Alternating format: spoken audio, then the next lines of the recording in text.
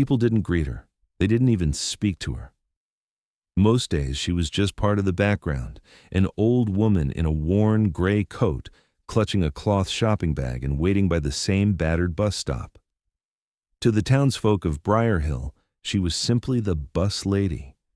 She never missed the 7:15 morning route. She always sat in the same seat, the second row from the back by the window. Her gaze was fixed not on the scenery, but on something far beyond it. Drivers learned to stop for her without looking. She never waved and never smiled, just boarded quietly and paid with exact change. She never carried a phone. She never spoke unless asked a direct question, and even then her voice was soft, measured, and fleeting. It wasn't that she was unfriendly. She simply lived in a world apart. Yet, she was always there.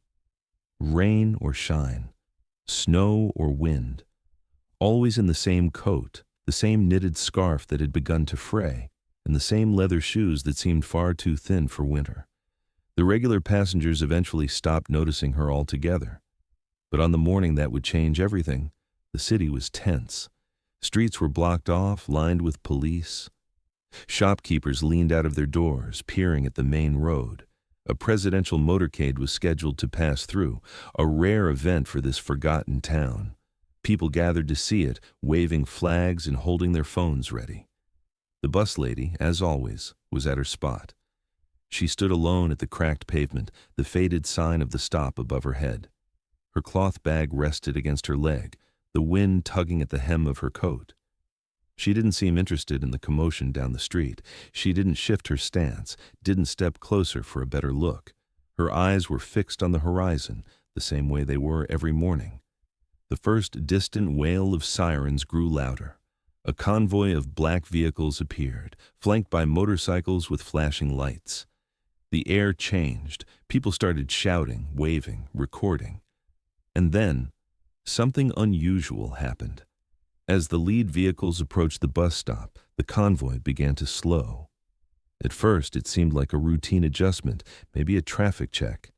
But then, it slowed more. The crowd's cheer dimmed into a confused murmur. The sleek black limousine at the center rolled to a complete stop, directly in front of the bus lady. Time seemed to stretch. Windows tinted darkly reflected the street and its bewildered faces. The rear door of the limousine opened, and the country's leader, tall, broad-shouldered, impeccably dressed, stepped out onto the pavement. Gasps rippled through the onlookers. Cameras went up. Guards tensed, scanning the area, but the leader moved with quiet certainty. He walked past the waiting crowd, straight to the old woman at the bus stop. Without hesitation, he took her hand in both of his, bowing his head slightly as he spoke something too soft for anyone else to hear. The woman's expression didn't change much, just the faintest lift of her eyes to meet his. She nodded once, and for a moment their hands remained joined. No one moved. No one dared to speak. After what felt like an eternity, the leader released her hand, said something more, and stepped back. He raised his right hand in a brief, sharp salute, not the kind given for cameras, but the kind given from one soldier to another. The old woman's lips parted slightly, but no words came. She simply returned the salute. Her arm trembled, not from weakness, but from the weight of the gesture. The leader turned, re-entered the limousine, and within seconds the motorcade moved on, leaving the crowd in stunned silence. Conversations erupted only after the last motorcycle faded from sight. Who is she? Why did he stop? Do they know each other? The bus lady said nothing. When the 7:15 arrived, she boarded as usual, took her seat by the window, and stared at the horizon. That afternoon, her photograph was on every social media feed in the country. A grainy, still frame captured the exact moment the president held her hand. Hashtags bloomed, #, bus stop lady, #, the salute, #, who is she? Journalists descended on Briar Hill, knocking on doors, stopping pedestrians. No one had an answer. No one knew her real name. Even the bus driver of her route shrugged when asked. "She's been riding my bus for years," he said. "Never late, never early. Always the same seat. Never misses a ride." The speculation grew wilder by the hour. Some claimed she must have been a relative. Others spun theories of long-lost wartime connections. The most popular rumor came from an elderly man who remembered seeing her decades ago, wearing a military uniform, standing in the old train station when soldiers departed for a distant war.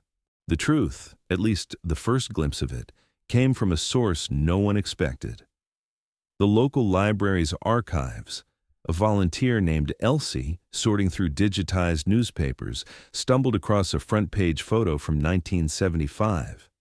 It showed a group of young female soldiers standing in formation, their uniforms pressed, their eyes steady.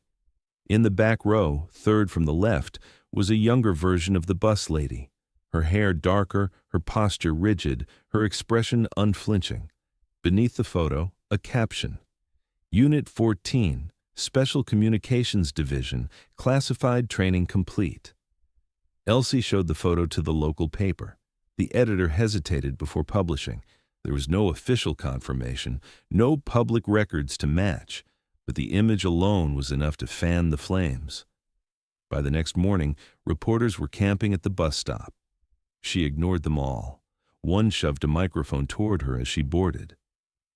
"Ma'am, what did the president say to you?" She looked at him, her pale blue eyes calm but distant. "He said," she began slowly, "that I never stopped carrying the weight." Then she turned away and walked down the aisle. The phrase, "never stopped carrying the weight," became the newest headline. People tried to decode it. Was it metaphorical, literal, military slang? Theories multiplied. Meanwhile, the bus lady kept riding, the same seat, the same route. In the capital, a few retired officers recognized her immediately. One, Colonel Abrams, called a press contact and spoke off the record. "She's not just some veteran," he said. "She's the reason some of us made it home." Abrams wouldn't elaborate. He ended the call abruptly. But his words found their way online, and within hours a name appeared for the first time in decades. Margaret Lane. The morning after the motorcade stopped, Margaret's seat on the bus was no longer just a place, it was a monument. People avoided sitting there when she wasn't around. Drivers greeted her now, passengers whispered her name as she passed. It was as though the entire town had been waiting for permission to see her. But she remained unchanged. Same coat, same scarf, same gaze fixed on the horizon. The media frenzy didn't stop. News anchors debated her significance. Commentators speculated about a covert history.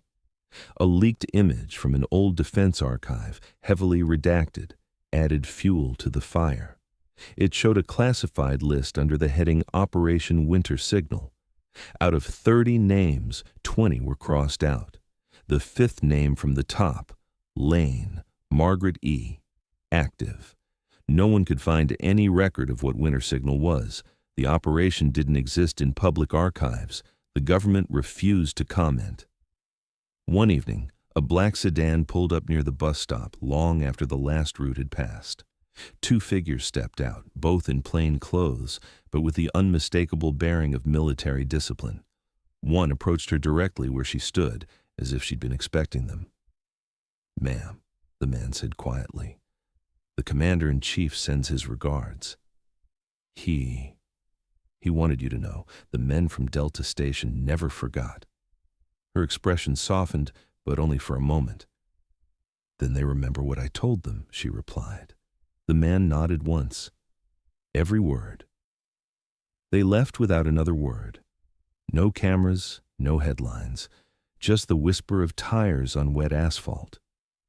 In the weeks that followed, fragments of her story emerged, not through official statements, but through those who had served near her. A radio operator recalled a winter night in 1976 when Lane's voice came through the static, calm and precise, guiding a squad trapped behind enemy lines through a blizzard toward safety.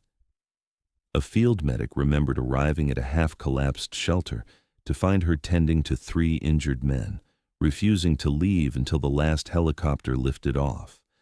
But the most telling detail came from a man known only as Harker, an intelligence liaison who broke decades of silence to post a single message on a veterans forum. She carried codes in her head that could have ended the war in a night, or ended us. She carried them for 3 months without a single mistake. She carried them so others could live, and she never once asked for thanks. The forum locked the thread within hours. The post vanished the next day. When the president's office was pressed for a statement, the official spokesperson said only, "The commander-in-chief recognized Ms. Lane for her service to the nation." No medals were given, no ceremony was held. Margaret continued her rides as if nothing had changed, but people noticed subtle differences. She would sometimes look out the window with the faintest trace of a smile. When children boarded, she would shift her bag to make space. Once, when a young woman thanked her for her service, Margaret's reply was simple: "Service is not about being seen." Months passed. The frenzy faded, replaced by a quiet respect. Then, one autumn morning, the bus approached her stop to find it crowded, not with reporters, but with soldiers in dress uniform. At the center was the president again, this time without a motorcade, without cameras. He held a folded flag. Margaret stepped forward, her face unreadable. "This," he said, "was the flag from Delta Station. It has no place in a museum. It belongs with you." She hesitated, then reached out and took it. Her fingers lingered on the fabric as if it carried the weight of every voice she had guided, every life she had helped save. She looked the president in the eye. "You carry it now," she said. He nodded. Together, they refolded the flag and placed it on the bench at the bus stop. No speeches, no applause, just the quiet hum of a town holding its breath. When the soldiers departed, Margaret sat in her usual seat on the bus, the bench outside now marked by a small plaque that simply read, "Margaret E. Lane." She carried the weight. She never missed another ride, but from that day on she was never alone at the stop. Strangers stood beside her, veterans joined her, and sometimes when the wind shifted just right, she would hear the distant hum of a radio and a voice from long ago calling her name, because some burdens are carried in silence, and some salutes are given not in public squares or parades, but in the brief clasp of 2 hands at a forgotten bus stop on an ordinary morning.